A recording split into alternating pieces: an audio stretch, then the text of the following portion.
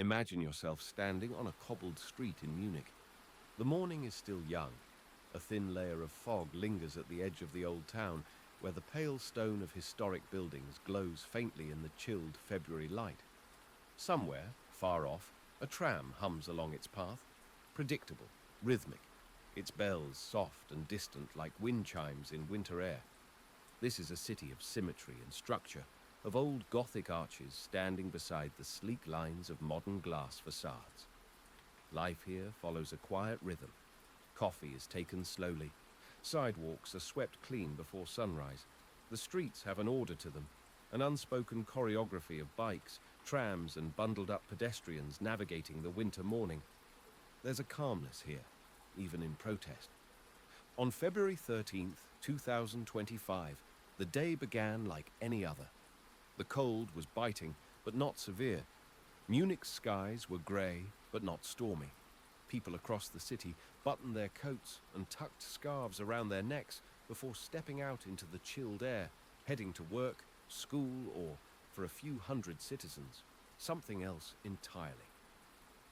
That morning, the trade union Ver.I organized a public demonstration. Not an angry one, not chaotic.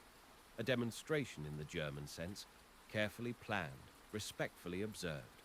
Workers, activists, retirees, and young students gathered quietly in Marienplatz and throughout the city centre. Some held signs. Others simply marched, standing in solidarity for fair wages, for worker protections, for the enduring dignity of labour. Imagine yourself among them. Your boots crunch softly against salt-scattered sidewalks. Breath clouds in front of your face. Around you, conversations drift like murmurs. Someone mentions a rent hike. Another shares news of a sick co-worker. A woman offers a thermos of tea to a man who forgot his gloves. There's no shouting, no police sirens. Only the quiet forward motion of people moving as one. Ver.di, short for Vereinte Dienstleistungsgewerkschaft, is one of the largest trade unions in the world. With millions of members across Germany, it advocates for the rights of workers in public services, healthcare, transport, education, and more. It's deeply woven into the fabric of modern German society, not just as a political body, but as a symbol of balance between labour and leadership. The union's strength lies not in disruption, but in cohesion. When they march, they do so with permits, with coordination. They are not a spectacle, but a message, a reminder of those who sweep the streets, care for the sick, staff the libraries, drive the buses. Invisible, perhaps, in daily life, but essential. On this particular February day, the mood was gentle. Children held their parents' hands. Flags flapped softly in the winter breeze. Even shopkeepers peered out their windows and nodded politely at the passing groups. There was music somewhere, soft acoustic guitar, not chants, and a few people dancing slowly, more for warmth than celebration. It was, by all appearances, a peaceful day. But peace is often only skin deep. Unseen, elsewhere in the city, someone was preparing to rupture that peace. Munich is no stranger to unrest. Like any city with deep roots, it has seen war, occupation, protest, and revival. But in recent decades, it has become a symbol of stability, an anchor of Western democracy in an uncertain world. It is a city that treasures order, that values calm, that does not expect violence on an ordinary day. But violence, as always, does not ask permission. The roads in Munich are narrow in places, winding between older structures that have stood for centuries. Drivers are careful here. Traffic laws are strict and heavily observed. Pedestrians wait at crosswalks even when no cars are coming. There is a rhythm, a trust. So when a small, dark-coloured mini-hatch turned onto the route near the protest gathering, no one noticed. Not at first. It was just another vehicle, one among many. But soon, the rhythm would be broken. We will come to that moment, but not yet. Because to understand what happened, to feel the weight of that day, you must first understand what was lost. You must picture the lives moving through that quiet morning. The way people gathered not to disrupt, but to be seen, to be heard, gently, respectfully, powerfully. Among them were bus drivers and postal workers, nurses and librarians, young students wrapped in scarves, unsure of what they believed, but certain they wanted to stand beside others. Old men who had marched in the 1970s, their hands now rough and scarred, still holding banners with slow pride. They were not expecting fear. They were not prepared for chaos. They had, perhaps, taken peace for granted. And that is what makes what followed so painful to remember. You can almost hear it, can't you? The crunch of snow under careful feet, the low hum of conversation, the rustle of signs swaying in the breeze, a city breathing in slow, even rhythm. And then, somewhere, distant at first, the rising sound of a motor that is not slowing down. But that comes later. For now, let us hold on to the stillness. Let us remember the beauty of ordinary life. Let us sit in that moment before everything changed. There are moments in life when time seems to fold inward. A quiet morning, the steady rhythm of feet on pavement, and then a sudden shift, a sound, a shape, a movement that doesn't belong. And in that instant, the world begins to tilt. But to fully understand what happened on that morning in Munich, we must step back again. Not to the streets now, but to a single man. A man whose name may never be widely known. A man whose motives remain murky, wrapped in layers of bureaucracy, trauma, and silence. A 24-year-old man born in Afghanistan. An asylum seeker in Germany. A stranger to most. A puzzle even to those who met him. Imagine him. He wakes up on the same cold morning. His room is small, likely shared, the ceilings close, the light faint. He does not attend the protest. He does not carry a sign. His thoughts are elsewhere, coiled perhaps, or scattered. There is no manifesto, no video, no letter waiting to be found. There is only a car. A dark Mini Cooper, compact and easily overlooked. He drives it through the city as though searching for something. Not a person, not a place. Perhaps only a moment of breaking. Germany has welcomed millions of asylum seekers in the past decade, many fleeing war, persecution, or hopeless poverty. Some arrive with families, others alone. Some come with skills, degrees, experience. Others bring only trauma, the kind that whispers in the dark and shapes silence into steel. For many, the journey is not just across borders, but through systems, a tangle of paperwork, interviews, waiting, and always the gaze of suspicion, sometimes subtle, sometimes not. To be an asylum seeker in Germany is to exist in between belonging and rejection, between hope and bitterness, between being seen and being watched.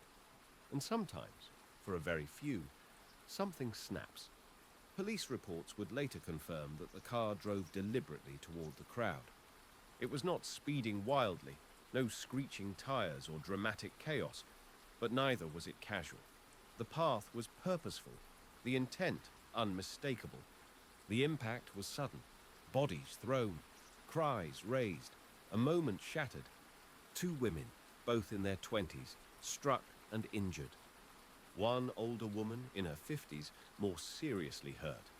And then the vehicle stopped, not because of accident, not because of panic, but as though the task had been completed.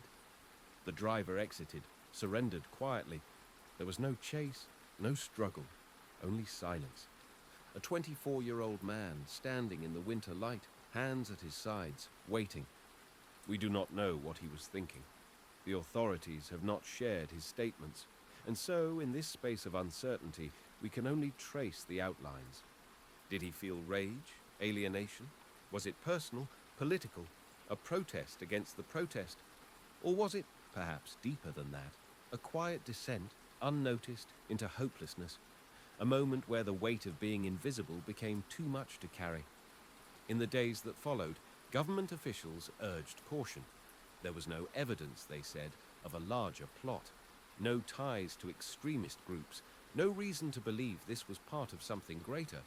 But the damage had been done, not only to the body struck, but to the fabric of the moment, the trust, the rhythm of peace. One protester would later describe the sound as wrong, Not loud, but wrong, like something out of place in the soft order of the morning. Another said they didn't even realize it had happened until they turned around and saw people kneeling beside someone on the ground, waving for help. The silence that followed was heavier than the noise. The man was arrested on the spot. No resistance, no outburst, only stillness. And then he was gone, taken into custody, processed by the same system that had once offered him refuge. Now it would become a cage. In the news cycle, the story was brief, a few headlines, a day or two of updates. Then it faded. The world moved on, as it always does. But in Munich, something lingered. A slight hesitation at crosswalks, a glance over the shoulder at the sound of tires on cobblestone, a new awareness of how fragile even the most orderly morning can be. This was not a terrorist act, they said. And yet, for those who stood in the cold that day, it was a kind of terror. The terror of randomness. The terror of being seen and targeted for no reason at all. Or perhaps for a reason that will never be fully known. The victims survived, though injuries remained. Physical, yes. But perhaps deeper too. Trust, once cracked, does not reseal easily. And the city, though resilient, began to carry a new quietness. One more layer of caution, one more shadow beneath its graceful skyline. And so we remember not just the event, but the stillness around it. The moments before, when the world was ordinary. The moment of when it wasn't. And the moment after, when everything looked the same, but nothing quite was. Germany is a land of quiet contradictions.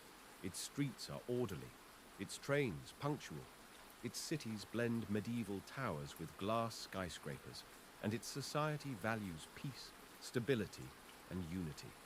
But beneath this polished surface lie the deep sedimentary layers of history, some noble, others painful. And in these quiet layers, the story of the Munich car attack does not stand alone. It is part of a broader current, one involving migration, identity, perception, and the fragile balance of coexistence. To understand what made this event possible and what it reveals, we must travel softly into the cultural and social landscape that has shaped modern Germany. Migration and memory. After World War II, Germany rebuilt itself not just with architecture and policy, but with a renewed moral compass, a commitment to tolerance, to human rights, to never repeating the past. That promise shaped decades of immigration policy. In the 1960s and 70s, Gastarbeiter, guest workers, from Turkey, Italy, Greece, and Yugoslavia arrived to support the growing economy. Many stayed. Their children became German citizens. Over time, multicultural neighborhoods emerged, alongside a cautious optimism. But integration is a delicate process. It does not unfold in neat lines. There are tensions, spoken and unspoken. When the Syrian refugee crisis emerged in 2015, Germany opened its doors wider than almost any other European country. Over 1 million asylum seekers crossed into German territory in that single year. Some brought stories of survival and resilience. Others arrived with trauma that had no words. They found shelter, but not always belonging. Paperwork did not translate to acceptance. Social aid did not equal social integration. And in the years that followed, something shifted. The echoes of resentment. On one side, there were proud voices, activists, educators, artists, celebrating diversity, urging compassion. On the other, quiet resentment began to build. Not always openly, not always fairly, but it was there. In small towns, people whispered about changing neighborhoods. In voting booths, some began to lean toward populist parties that promised safety, tradition, control.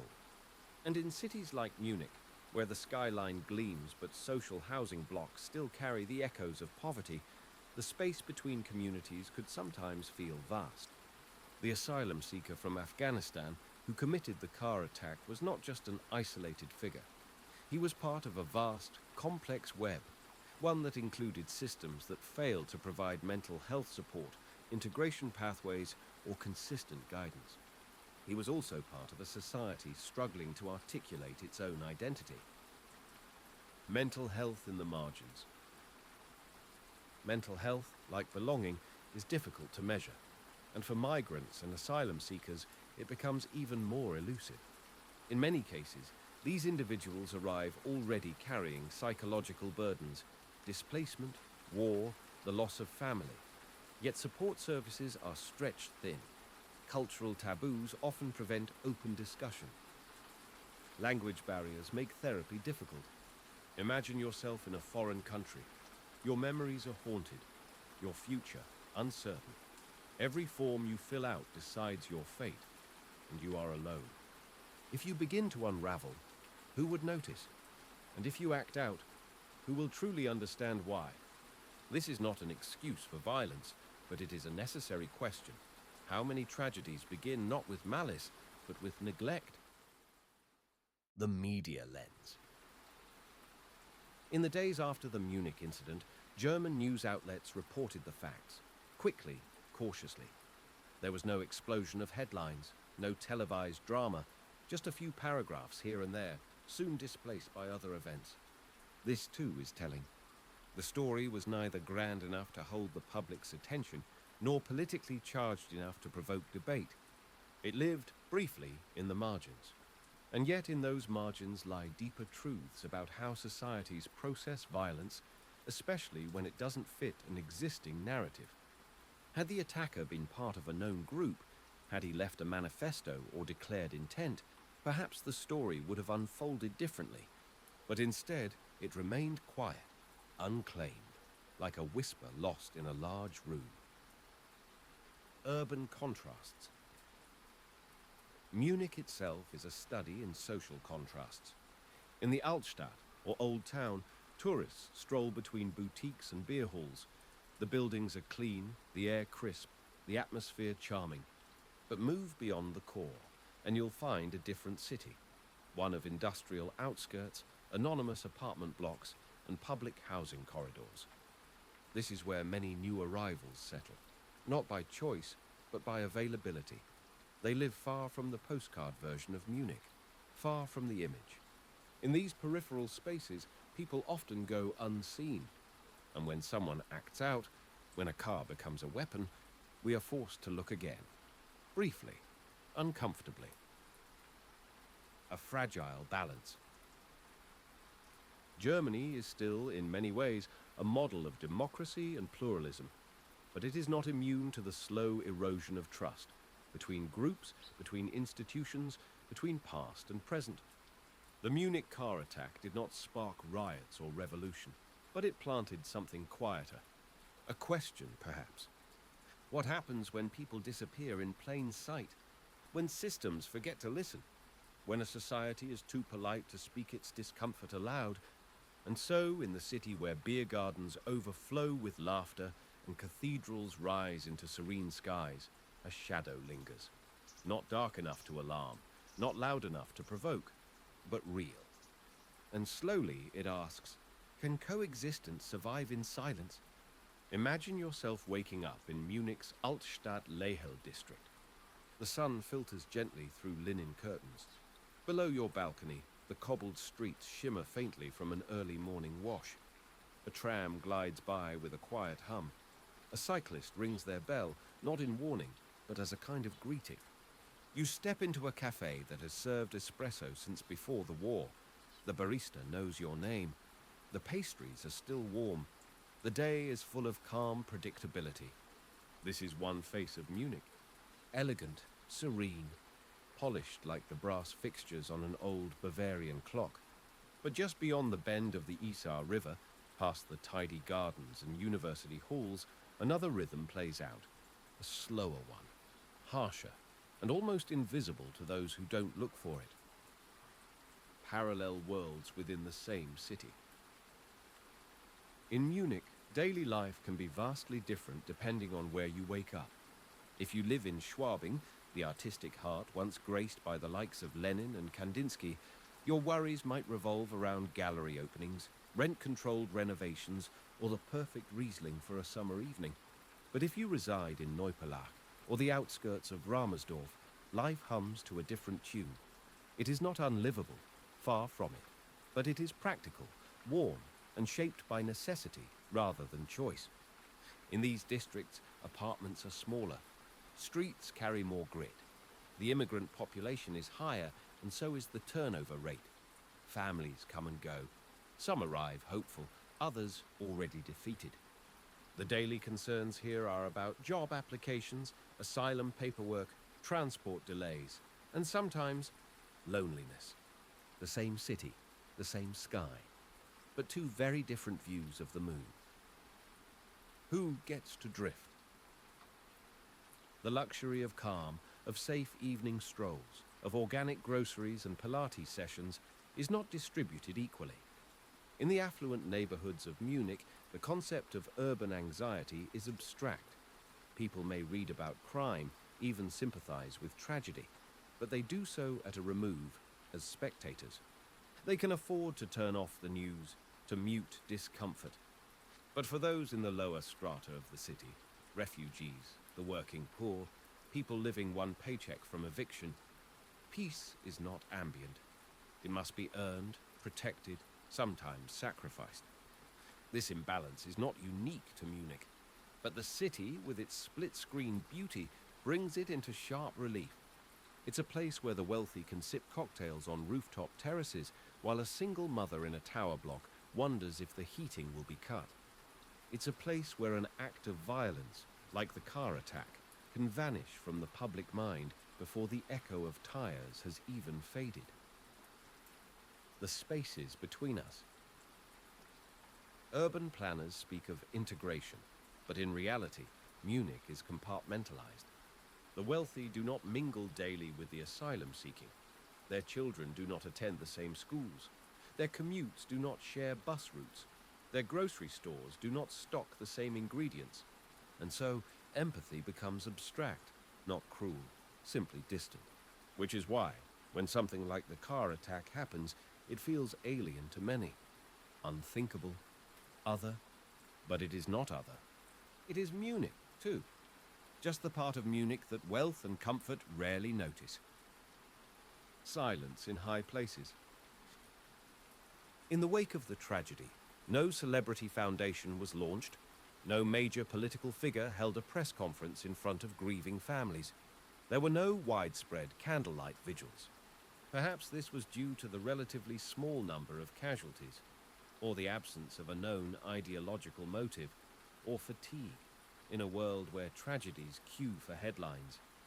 But beneath this quiet, something else lingers, indifference shaped not by malice, but by insulation. When comfort is uninterrupted, tragedy can seem distant, even when it unfolds within the same postal code. And this is the soft tragedy of privilege. Not that it causes suffering, but that it often fails to see it. The luxury of forgetting. In the quieter corners of Munich's elite social life, the attack became a moment, not a chapter. Dinner parties moved on. Universities resumed lectures. Concerts played. Opera houses dimmed their lights in preparation for the next act. And yet, somewhere in a clinic or holding facility, a wounded person remembered, a family member grieved, a caseworker filed yet another unanswered form, because pain does not disappear just because society does not look at it. Munich's unseen daylight.